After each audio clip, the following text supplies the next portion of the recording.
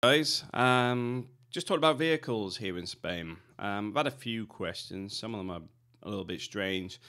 Um, One of the most interesting ones was relating to MOTs and SORNs, where somebody has had a car in Spain for nearly 10 years and haven't taxed it, haven't MOT'd it, and are asking if they had some fines outstanding in the UK because it sounds like the car is not registered to them, which is even worse. Yes, there's going to be outstanding stuff on that car. How it's dealt with will depend when you get caught in the system. It may be worth looking on the website or getting rid of the car. But the point is, it should never be in that state. You should, if you get in an accident or something else, you're creating a lot of problems for yourself, but also the people that you have had the accident with as well. So my personal view on this is I do not recommend having a car that is illegal in Spain, regardless of the reasons that people come up with. Get yourself an electric bike if you need it to go backwards and forwards to work and it's only 5 miles away or whatever. Anyway, so that's the first thing. Next thing is relating to what documents you should have in the car. The first thing is your ownership document, which can be your V5 or permiso circulation. So you need a copy of that document that says that the car is yours.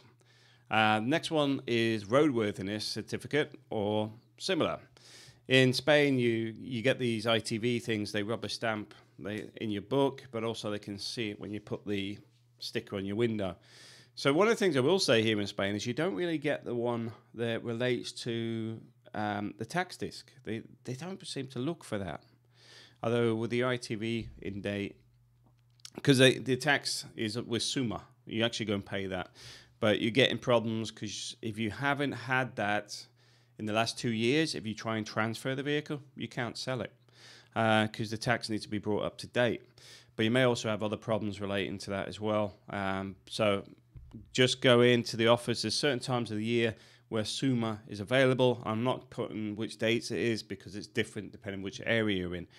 You'll find the Summa office, which is the tax office, normally has big posters in the window saying like tax this month or whatever. So you know that you should go and do it. It's not as expensive as the UK, which is one of the reasons I have no problem with paying it. Next thing is your insurance policy or the last receipt paid. Not compulsory in Spain in registered vehicles by law because they can actually check it. But always worth carrying a copy of your certification. One of the things I do recommend is taking a photo of everything on your mobile phone because they can actually look at that themselves.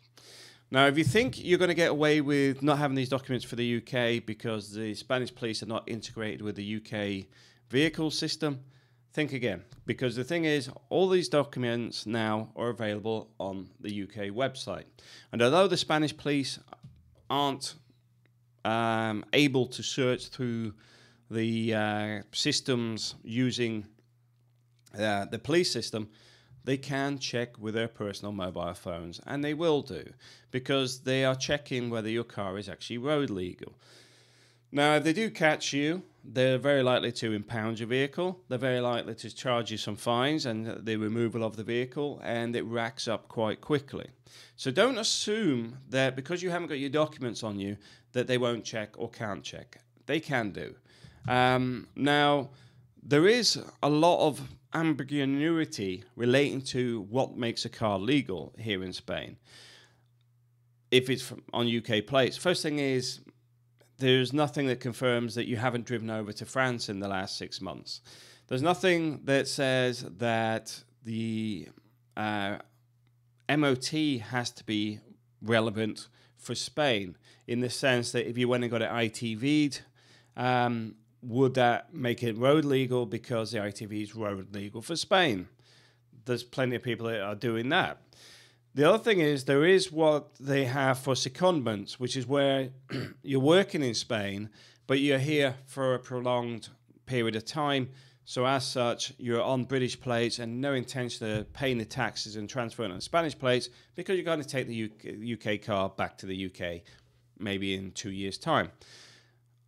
A lot of people aren't aware of that secondment right. But ultimately, I recommend speaking to people that can advise you on it, and be aware that people charge a lot of money for transferring plates over to Spanish plates. And you got to remember, you got to change your headlights and other bits and pieces. So sometimes it's not worth it. Sometimes it's worth it for a luxury car, but bear in mind this steering wheel is always going to be on the wrong side, unless you're lucky enough to get one on the wrong side in the UK to transfer over. But buying a Porsche or an Audi, which has actually got the steering wheel on the wrong side in the UK, you'll save money in the UK, then transfer it over here. Getting the headlights and that done is not going to be difficult. But at the same time, you're still going to have to pay some euros. Now, a few people have asked me, how much does it cost? Well, the answer to that is different prices. I've heard people paying 400, some paying 800. I'm not familiar with that system, but I can look up on it and do another video on that at some point if people are interested. But the only reason I'm bringing this video up today is there's a lot of vehicles I find that are illegal.